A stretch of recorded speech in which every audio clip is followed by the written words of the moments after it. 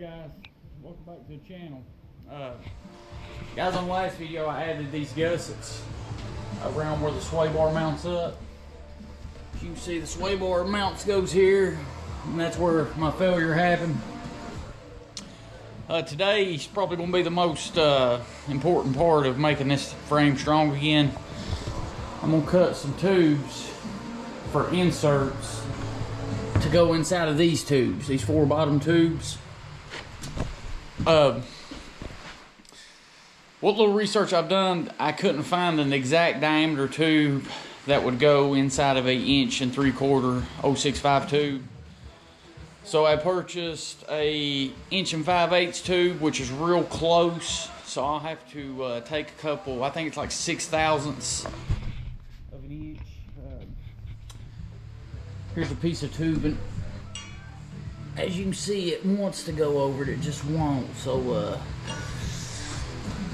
instead of sending it to a shop and having one milled down, I talked to a buddy of mine that does this stuff.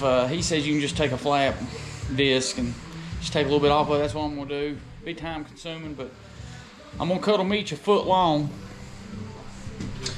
And I'll put about 5 7/8, we'll say, will go on this side, 5 7/8 on the other side. I'll leave about a 1/4 inch gap. You want that gap, that way you can get down in between the splice and get in the tube to weld it. I know it's just 065, but there's a huge difference between getting actually inside the thickness to weld versus just getting on top of it. If you got a little gap, it'll be a stronger weld. Then I'll have some holes drilled, like right here and on the other side. And I'll do that on all 4 sections of the 1 3/4. Then right here, I'll use a 1 1/4 sleeve because this is just 1 1/2 tubing. But yeah, man, I'm gonna get to grinding a little bit, and I'll show you guys how it fits up. Then we'll go from there. Alright, what's up? What's up, guys? It's been probably 3 hours later. Here's what we got. Let me turn this music down, that way I don't get copyrighted. Alright, this mark is the center of this tube. These are 1 foot long pieces. As you can see up top, I'll have 3 plug welds. And like I said, whenever I go put it together, I'll have probably 3/8 gap right there. But anyway, I got to drive this all the way in. Wanted a good tight fit.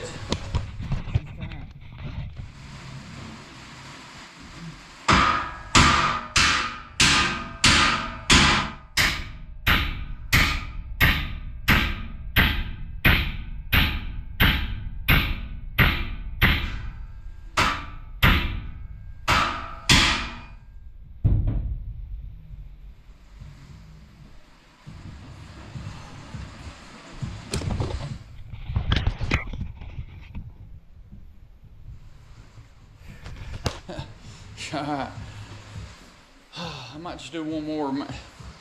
I'm telling you, it's weird, but this is 1 3/4 tubing. This is 1 3/4 tubing, but I'm telling you, the inside diameter of that one is just a touch smaller. There was nothing inside of it. I cleaned it, and it's just, I don't know. Maybe Polaris got 2 tubes, just a little bit different. Anyway, let's move on to the next one. Here's what we got. In here. That's loose, but as you get closer, it'll get a little tighter.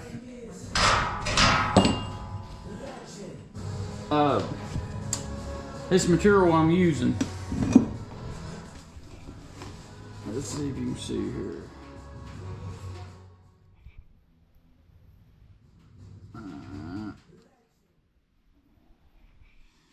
It's like a 130 wall. It's showing. Let's zero this thing out. This Harbor Freight stuff, you gotta watch it.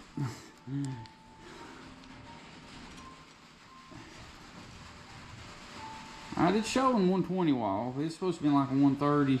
There you go. That's still good enough. Time I take this one, it's probably like a 1 after I had to. It's just according where you go, I guess.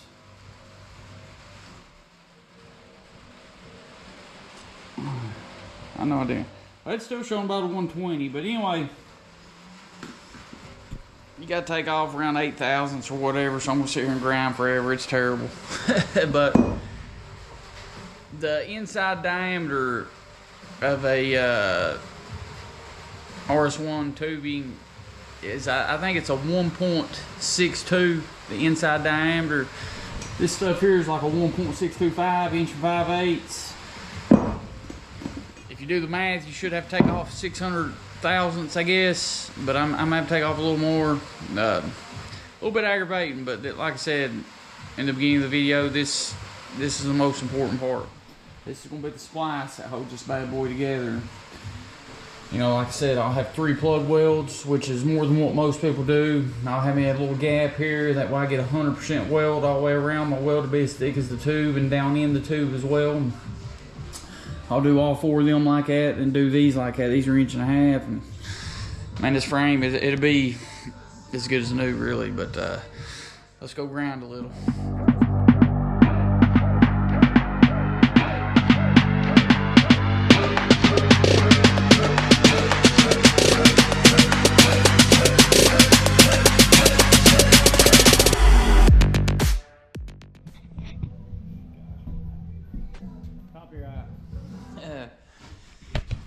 Alright guys, right here's the way I'm doing the hose. I'm doing them 1 inch, 3 inch, and 5 inch. The tube will come to about right here. So I'm gonna do 3 plug welds. That's probably a little overkill, but I don't want to have to worry about this thing, you know what I mean?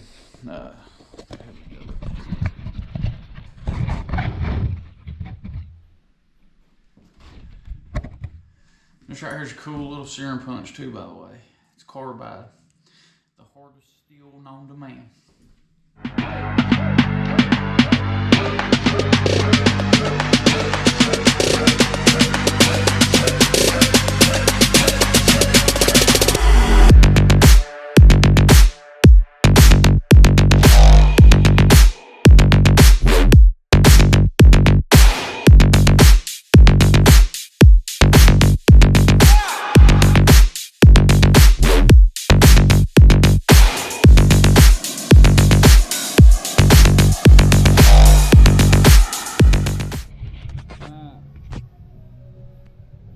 This one.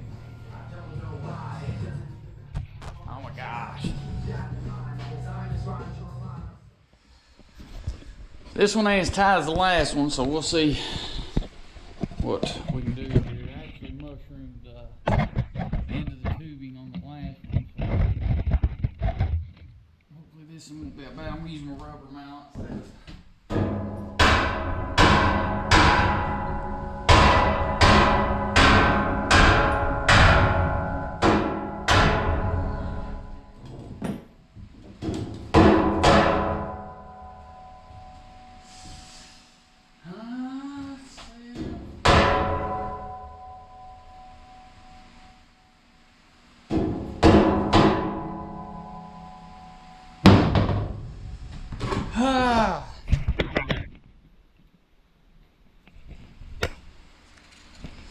I'll tell you, man, this right here's been a pain today, but again, it's the most important part. But we got that one.